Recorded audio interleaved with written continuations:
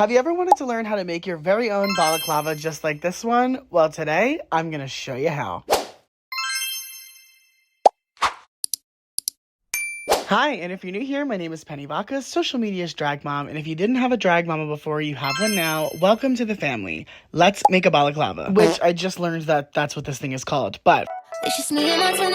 And I'm going to start by wrapping it in saran wrap. Now, you can do this on your own head, but please make sure to ventilate it. Don't cover your nose and mouth, and just be careful. Better yet, ask your ex if he's available. I'm going to start covering this up in some masking tape. You can use duct tape or whatever kind of painter's tape you have, and just get it covered from top to bottom. Make sure that it is nice and secure. I took a few measurements on my own face, like how wide I wanted the opening to be, top to bottom and side to side as well, and took those into consideration as I drew my pattern onto the masking tape.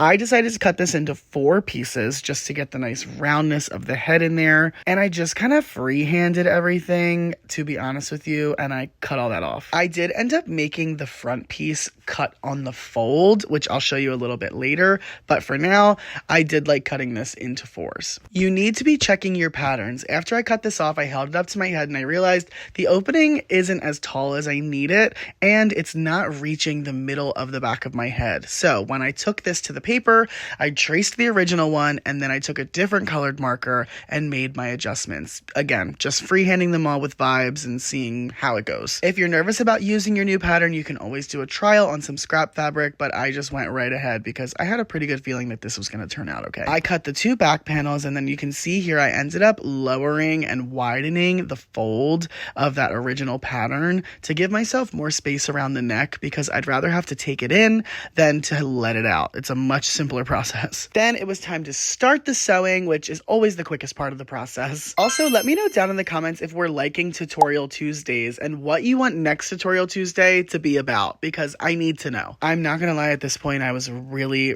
finding it hard to trust the process. For real, it's a struggle. I decided not to put a zipper in the back because the fabric was stretchy enough to go over my face like this, but keep that in mind.